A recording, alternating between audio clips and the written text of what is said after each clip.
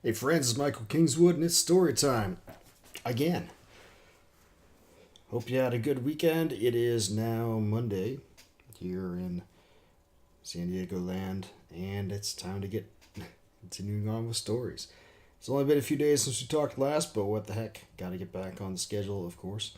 And let's get to it. Last time we finished up Passing in the Night, which was the prelude to the Pericles Conspiracy. And when last we left off those guys, they had met their aliens and gone back home to Earth. And like I said before, we're just going to go ahead and continue what happens with that story in the novel. And we'll start reading it today because why not? As usual, it's me reading, so not the professional, awesome voice actor or actress that I will get at some point down the road when I have the spare shekels to get the audiobook done for this. But in the meantime, I'll put out a read by the owner version too. How's that sound? And it can come from this. So sit back, relax. This is gonna take a while.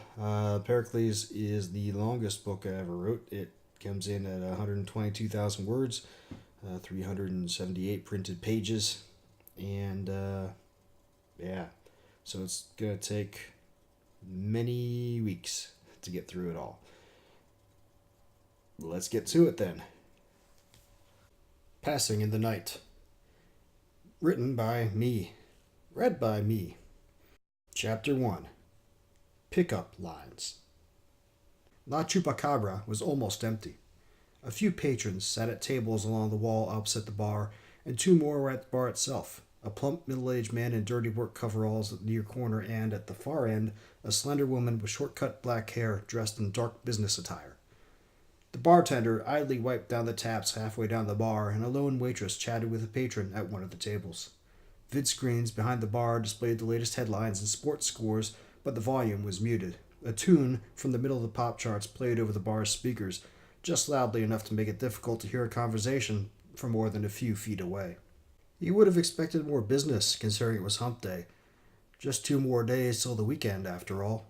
But he was just as happy for a sparse crowd. He hated having to search through a throng to find his mark. As it was, a quick survey as he paused at the tavern's entrance revealed this evening's objective.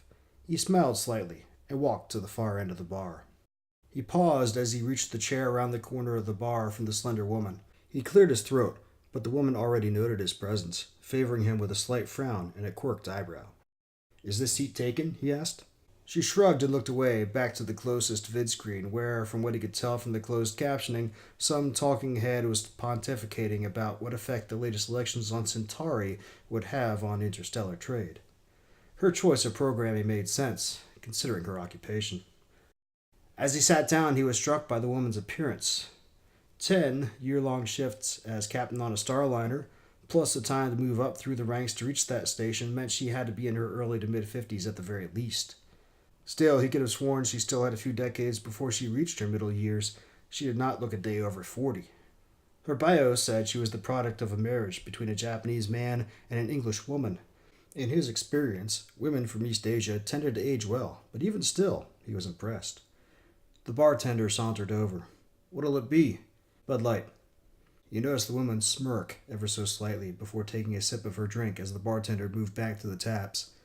He figured she would prefer to drink something more exotic, from one of the colony worlds, but unless he missed his guess, she was drinking a 7 and 7. Hardly the height of sophistication itself, and not exactly a perch from which to scoff at his beer. "You ever study ancient history?" She glanced back at him and rolled her eyes. "Not looking for company right now." "Sorry, don't mean to impose." She sniffed and turned back to her news vid. A moment later, the bartender returned with his beer. He accepted it with a smile of thanks and tapped the pay pad on the bar.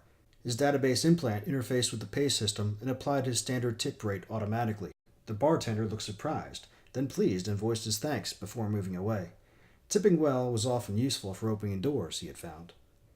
He sipped at his beer for a few minutes, watching the news vid with only the vaguest of interest.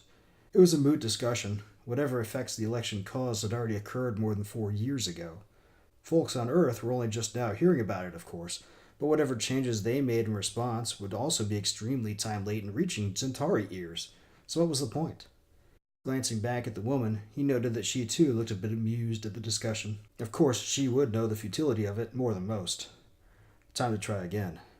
So I was reading the other day about an ancient Athenian ruler, a guy named Pericles.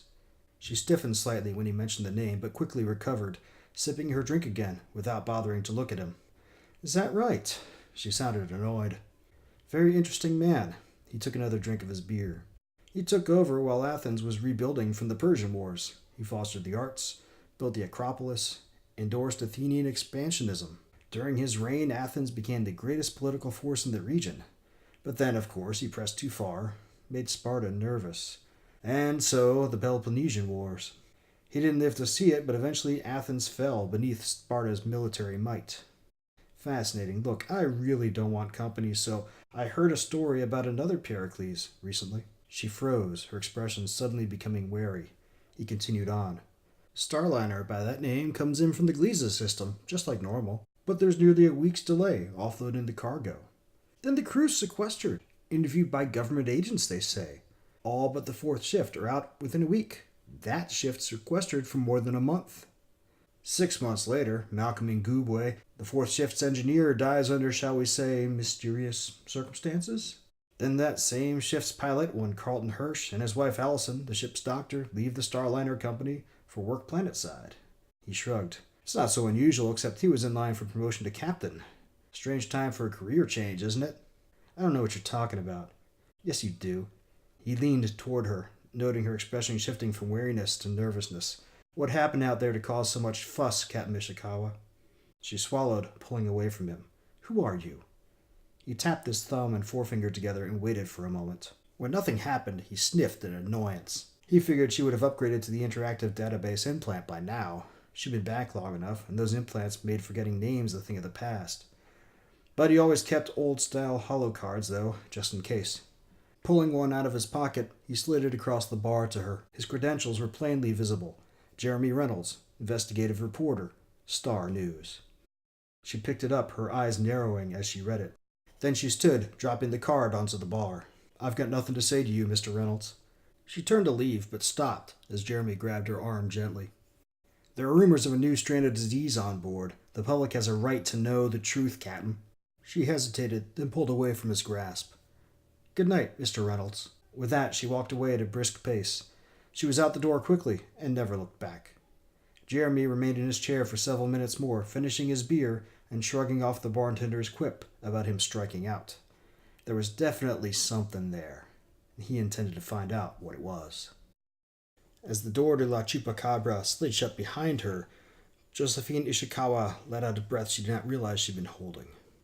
It had been 2 years, and she thought sure interest about her last shift on Pericles had died by now. Damn it, that's all she needed. Some reporter prying into things. Muttering angrily to herself, she stalked to the lift at the end of the hall and punched the down button. La Chupacabra was on the 3rd floor of a commercial tower on the east side of town, far enough from her usual stomping grounds that she was unlikely to run into anyone from work. Not that she didn't like the people she worked with, but she generally preferred not to mix business with pleasure. Besides, she saw way too much of them when they were stuck together on a Starliner, millions of astronomical units from the nearest rock. A short ride later, she hit the streets. Quito was the major hub for travel to and from low Earth orbit in the Western Hemisphere. Its location, essentially right on the equator, was ideal. Add in its status as a political hub and its relative proximity to major shipping ports, and it was natural that as mankind became a spacefaring species, it, along with Mogadishu and Kuala Lumpur, would move into the limelight. That would likely change once the space elevators were completed. The western anchor point was further east in Brazil, away from the fault line in the Andes. But that wasn't scheduled for completion for another decade or more. It was a worry for a later time. For the planet-bound, anyway. But Joe, like other starfarers, had a different perspective on the flow of time than most people. In another 2 years, once Pericles' overhaul was complete, she would hop aboard to Gliese once again. Next time she returned, though only 2.5 to 3 waking years would have passed for her, Earth would have seen over 40. Some found that disconcerting. Culture shock alone accounted for a large percentage of the company's attrition among new hires. But Joe found it fascinating, being able to observe the flow of history from a position outside the normal timeline. She very much looked forward to seeing the changes when she returned next. But for now, she was here, and Quito was booming. Towering skyscrapers filled with stylish and pricey condominiums. Fine restaurants in every street corner, catty corner to the omnipresent Starbucks. Shopping establishments that ran the gambit from thrift stores to the highest of high priced. Quito had it all, and with it, congestion. It wasn't worth it to even try to motor yourself anywhere, even if it did not cost an arm and a leg to park. A cab stand was situated a half block down from La Chupacabra's building. Joe flipped up her collar and hurried the short distance, hunching over in the early evening drizzle in a vain attempt to avoid getting wet. The forecast had been for clear skies, so she had not brought an umbrella. Should have known better than to trust the weatherman. Fortunately, the queue was short and covered with a simple plexiglass canopy, so she was able to avoid the rain while she waited. Within a few minutes, she found herself settled into the cab's passenger compartment. Fortunately, it was an older cab that still accepted holo cards. She inserted her card and said, "Home." The cab acknowledged in a deep male voice and pulled away from the stand. Joe would give even odds whether the voice was from a voice actor or just simulated. Either way, she suspected it was supposed to make a lady feel warm and secure, or maybe even sound sexy. She had heard the female voice that played for heterosexual male passengers. Hopefully, they found her as silly as Joe found the male. Settling back into the passenger couch, Joe watched the buildings pass and her thoughts began to drift. She remembered the mixture of wonder and fear when Carl called her to the bridge and she saw what he had found. The exhilaration of applying her crew's capabilities to an unexpected problem. The terror when it seemed like it was all falling apart, and then the relief when it didn't. She decided 2 years ago to put it all out of her mind. Even without the security debriefings and non-disclosure agreements, she knew her part of the job was finished. There was nothing else she could do, and it wouldn't serve any purpose to dwell on their encounter. Then, when Malcolm died, it was just one more reason to move on. She'd done a good job of it, too. Damn reporters. The cab stopped and she stepped out. Her building was a smaller condo complex on the south side, not far from the spaceport. More industrial, with less fancy decoration and greenery, it wasn't a choice neighborhood. But she hated long commutes, so it suited her purpose. Her condo was on the 6th floor. The ride up on the lift seemed slower than normal, or maybe she was just more anxious to get home than usual. It had been a crappy end to a crappy day, and she wanted nothing more than to soak in the tub and hit the rack. As she entered, the lights automatically turned on and soft music began to play, streaming from her favorite mix site. As the music started, the televid wall in her small living room lit up with a slideshow from Joe's travels during her career in space. Vistas from a dozen worlds flicked past in time with the music. The eternal Terminator on Gliese, where the famed granite trees with their massive trunks leaned far into the constantly blowing hurricane-force winds and sent their branches with their hauntingly beautiful flowers straining toward the star that forever lingered on the horizon. The barren mountains of Barrens Holdfast, accessible only in a suit and then only with permission from colony administration and after extensive EVA training.